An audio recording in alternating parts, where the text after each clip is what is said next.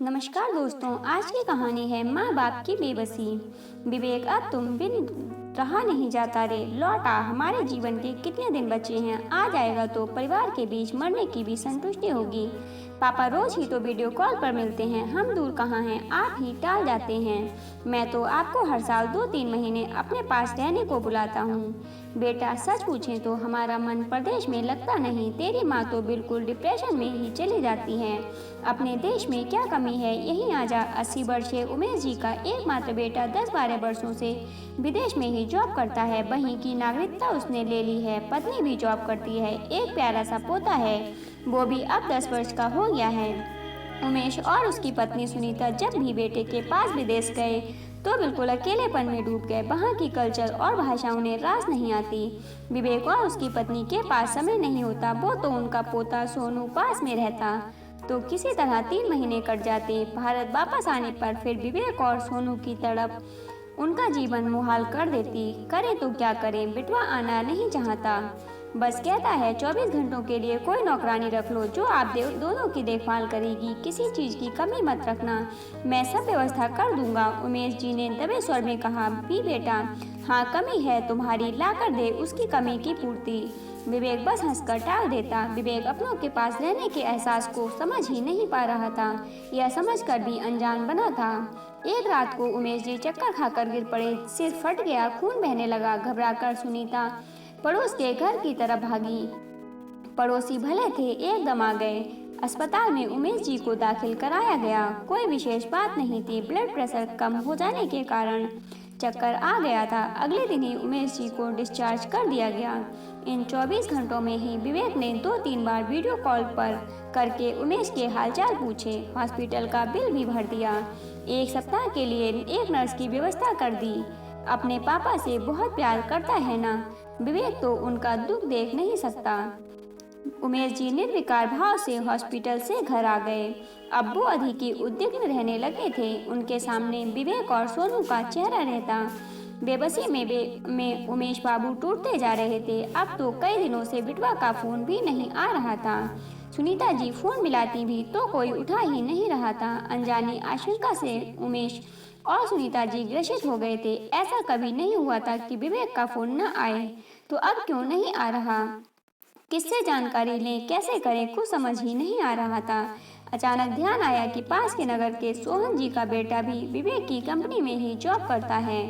इतना ध्यान आते ही उमेश बाबू तुरंत ही सोहन जी के घर की तरफ चल दिए। उनके गांव तक बस जाती थी, 1 घंटे में ही उमेश बाबू सोहन जी के यहाँ पहुँच गए। सारी बात सोहन जी को बताई। उमेश जी ने उनके बेटे के माध्यम से विवेक की जानकारी करने के बारे में सहायता मांगी। सोहन जी ने उमेश बाबू को सांत्वना दी और पूरी सहायता करने का आश्वासन भी दिया। सोहन जी ने उमेश जी को चाय नाश्ता कराकर उनको शाम तक विश्राम की सलाह दी। वहाँ विदेश में उस समय दिन निकलेगा तो बात सही ढंग से हो पाएगी। अनमने उमेश बाबू कर भी क्या सकते थे। किसी प्रकार रात्रि में सोहन जी का संपर्क अपने बेटे से हुआ और उन्होंने विवेक के बारे में जानकारी करने को बोला। विवेक का अपने पापा से संपर्क न करने के कारण की जानकारी सुनकर उमेश धक से रह गए। उनका पोता वहाँ विदेश में बीमार था, हॉस्पिटल में दाखिल था। सोनू की बीमारी को सुन उमेश बाबू असहाय से हो वहीं नीचे बैठ गए। कैसे बेटा बहू सोनू को संभाल पा रहे होंगे। उनका फूल सा सोनू तो मुरझा गया होगा। कैसे कैसे से पहुँचे उनके पास, क्या करें। व्यवस्था भी मनुष्य को बेबस ही कर देती है, रोने के अतिरिक्त कोई राह सुझाई नहीं देती। अगले दिन सुबह उमेश बाबू अपने घर पहुंचे। न चाहते हुए भी सुनीता को बताना ही पड़ा। सुनती हो, अपना सोनू तो हॉस्पिटल में दाखिल है, हम यहाँ हैं, कैसे पहुँचे उसके पास।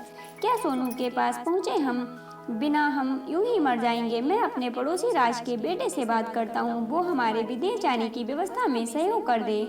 क्या उमेश बाबू बाहर की ओर चल दिए। कुछ देर बाद वो सुनीता से बोले, भगवान, वीजा आदि बनने में 8-10 दिन तो कम से कम लग ही जाएंगे। सुनीता बोली, कैसे कटेंगे ये दिन, मेरे बच्चों पर क्या गुजर रही होगी। नियम कानून कोई भी भावनाओं को थोड़े ही समझते हैं। रोते कलपते उमेश बाबू और सुनीता जी को 3 दिन बीत गए। इस बीच विवेक का कोई फोन भी नहीं आया। बेचैनी बढ़ती जा रही थी।